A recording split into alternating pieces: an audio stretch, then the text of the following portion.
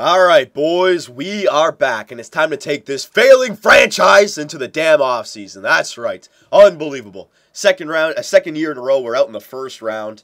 Game 7, we did take it to 7, but against a team like Dallas, when I looked at their roster, man, they didn't have anything spectacular, and they freaking beat us out in 7 games. And I was reading the comments, and I knew it was going to happen. A lot of people saying that Luongo's got to go. You got to trade him in this year's draft. He was choking.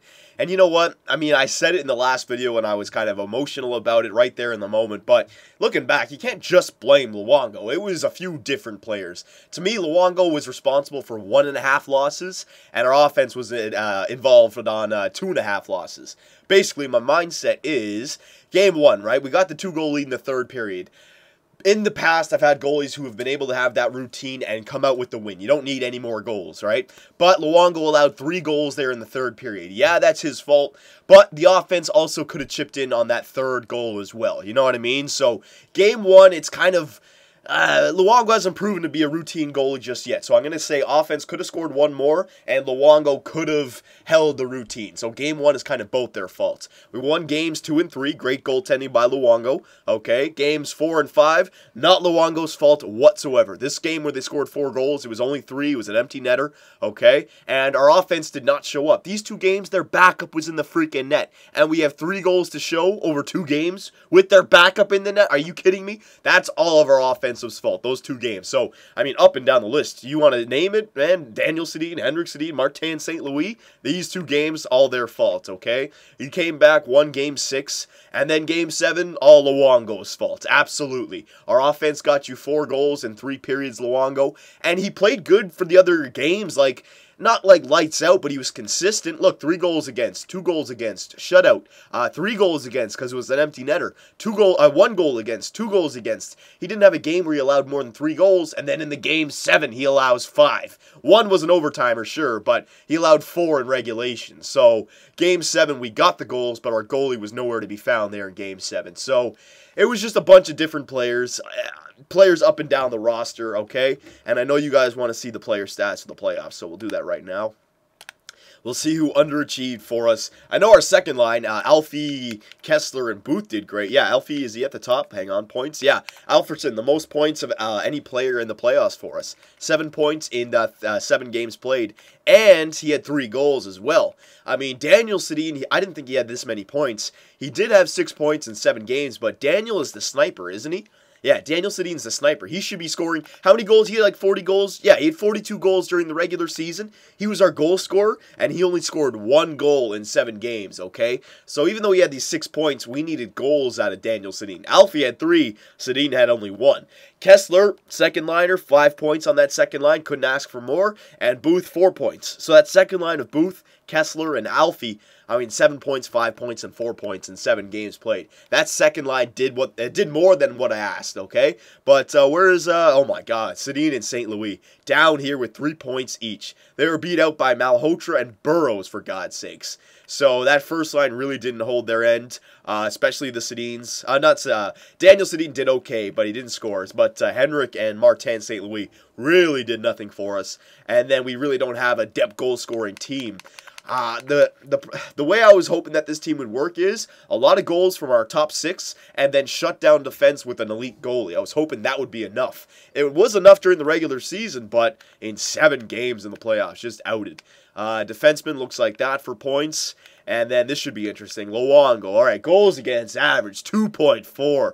Absolutely horrible, okay? I know that's probably because the last game, but still, he should be below 2.25. I do not like that goals against average. 3-3-1. And his save percentage is 91.83.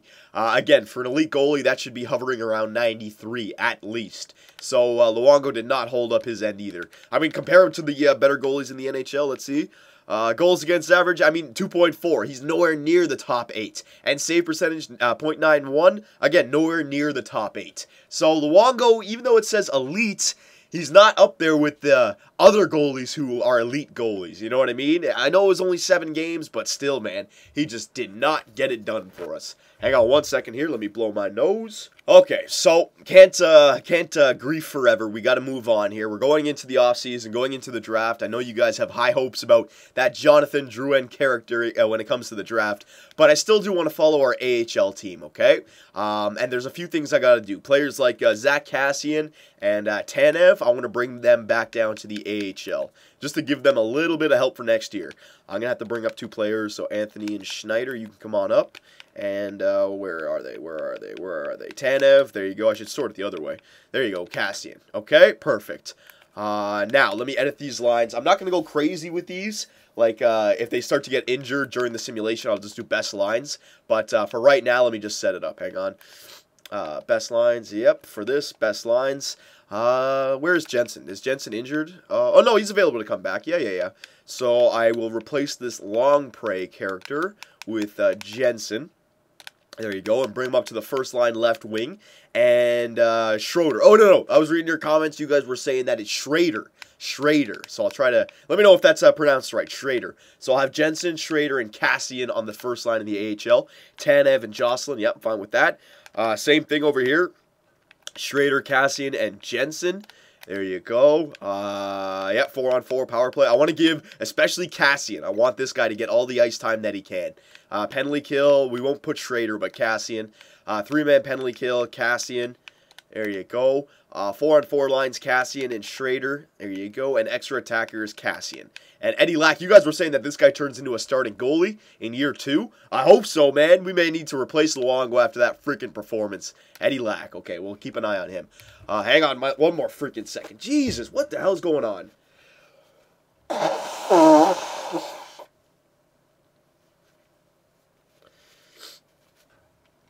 Alright, so we edited our lines. I blew my nose. We should be good to go. So I'm just going, we're already up 3. Yeah, we're already up 3-0 in the first round here. I'm not going to stop the simulation. I do want to participate in the draft in this video, so I want to hurry up here. If any more injuries happen, I'm just going to go best lines. Okay, we'll just get it over and done with. 3-1 in the series. Come on, boys. Let's move on to that second round. Best lines for Yannick Hansen. There you go. Okay, so we're moving on to the second round. That's good for us. I don't really necessarily need to win. It's more ice time, more games played, more points for guys like Eddie Lack, Kassian, Schrader, and Jensen. So, again, I don't want to win. I just want to get as many games played as possible. If I could lose after going Game 7 in every single round, I'd take it. Come on now, just get some games played here. Against the Hamilton Bulldogs. Gonna see an Alex Galchenyuk, maybe? Oh, no, he's probably on the Montreal Canadiens. No. Best lines. Yeah, see, it's just best. Oh, I should have gone replace player because now that's Jensen down. Whatever. You know what? Stop the simulation. I got to give Jensen. No, you guys are right. Edit lines manually. I accidentally did best lines. I should have gone replace player. Let me just quickly do all this again. It'll take 2 seconds. Hang on. You guys are right about this Jensen guy. He's a sniper. I got to make sure to give him some ice time. Schrader and Jensen. Here you go. Power play. Yeah, Schrader and... Whoa. Schrader and Kassian. There you go. I almost forgot about that. Penalty kill, Kassian. 3-man penalty kill, Kassian. And 4-on-4 line, Schrader and Kassian. And extra attacker, Kassian and Tanev. Perfect. Okay, so there you go. I'll make sure I just go replace player this time instead of... what's it called? Instead of best lines. Whatever. My God, I got to blow my nose again. Okay, I won't stop the simulation. We'll just go with it. Let's see what happens.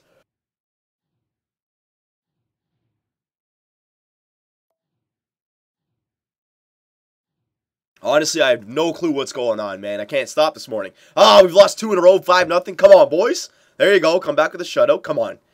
There you go. We're 2-2. Come back in this series. There you go. All right. At least we pushed it far. Tanev's been injured with a pulled groin. Replace that player. Don't worry about that. We're pushing it to... All right, we're getting to the next round. All right, so our Chicago... What are they called? Chicago Wolves. We're in the last round here of the AHL, the Calder Cup. Now, we can do our scouting assignment one more time. You guys were really adamant about this Jonathan Drouin forward. He's a sniper winger.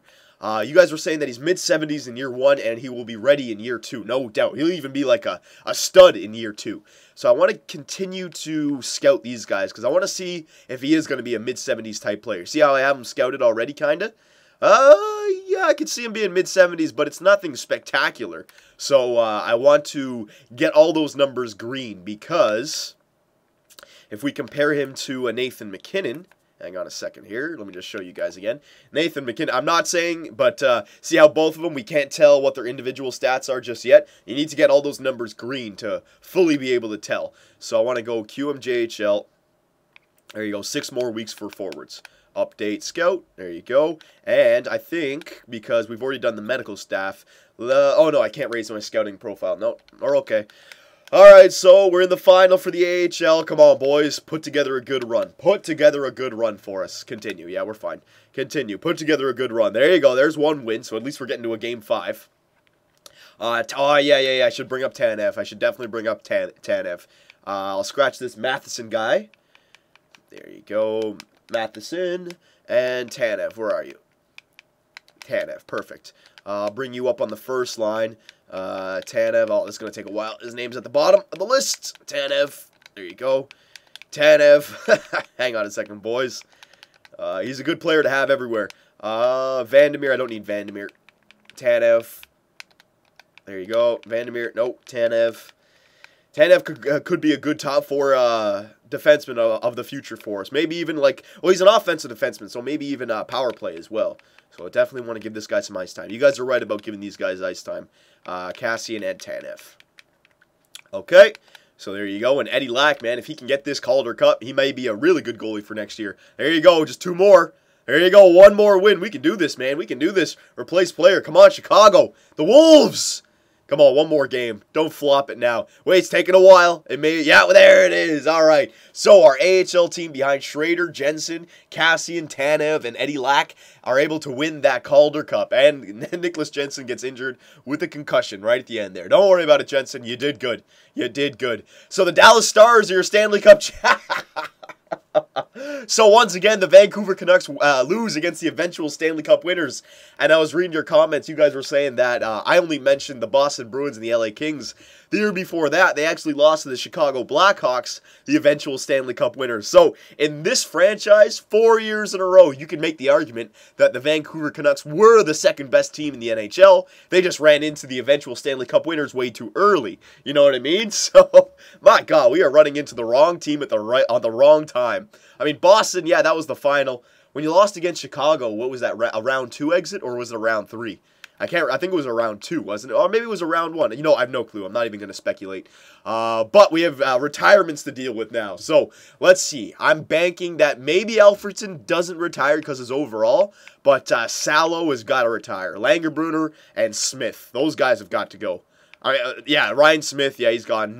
Scott Nickel. Yeah, that's it. Wow. So Alfie decided to stay. Sammy Salo decided to stay. Ryan Smith is gone. Scott Nickel is gone. But Alfie is still here. If he's still 84 overall, man, that could be... We could still have a second line for this year. And he only has 1 year left on his deal. So we could renegotiate like a $4 million contract for Alfie. And that would be perfect for us. Remember, it was a 2-year plan. We could still come back next year and have another run at it. Okay? Yeah. I know you guys want me to go crazy in the draft here, but if we do that, then we are a rebuilding team, you know what I mean? And I don't know if I'm willing to do that just yet. It was rough that we lost to the Dallas Stars, but still, oh yeah. I got to do the awards for you guys. So I'll show you guys all the awards. So there you go, the Dallas Stars. They take it home to the Lone Star States. Very nice. Oh, my God, my bad. President's Trophy, your LA Kings. Clarence S. Campbell, Dallas. It was Dallas versus Pittsburgh in the final. Interesting. Looks like Brendan Morrow shouldn't have left. Art Ross Trophy, Claude Giroux. Hart Memorial, Brad Richards, James Norris, Daniel Girardi, Lady Bing, Daniel Sedin, of course, he doesn't take penalties. Calder Memorial, Nail Yakupov, Conn Smythe, Kari Lettinen. Vezina Trophy, Ryan Miller, William M. Jennings, Henrik Lundqvist, Bill Masterton, Derek Morris, Frank J. Selke, Pavel Datsyuk, what else is new? Ted Lindsay, Ryan Miller, and the Maurice Richard, Marian Gaborik. Okay? So there you go. There's the awards. So what we got to do now is basically figure out what we're going to do here in the draft. So, first things first. Yes, first things first. So, yeah. I think I already showed you guys this in the last video, but I want to just make sure for myself, because I want to figure out which players we can go after here. Since we got kicked out in the first round, our pick is going to be, even though we had a really good regular season, it's still going to be like a 15 to 20 overall pick. Well, 15 to 22. Yeah, 15 to 22 overall pick. So that's decent. But if we go down here, let me just go to the bottom of the list. 1, 2, 3, 4, 5, 6, 7. Yeah, so we got the 7th overall pick. 7, 8, 9, 7 and 9. 10, 11, 12, 13, 7, 9, and 13. Okay, so now let's go to the scouting report and see which players are available at 7, 9, and 13. Possibly. It could change a little bit, but I want to keep the 7th overall pick if it's a 4.5-star player. You see what I mean? All these players right down here you could get. And any goalies in here that are 4.5 stars as well. And they got a 4.5-star 19-year-old goalie, Clint Windsor. Okay, I don't know if I want to go after a goalie with these picks because Vancouver is very weak on prospect players, you know what I mean? And I could find another goalie prospect in the future. And if he's a top 10, that means another team could go after him, sacrificing one of these players.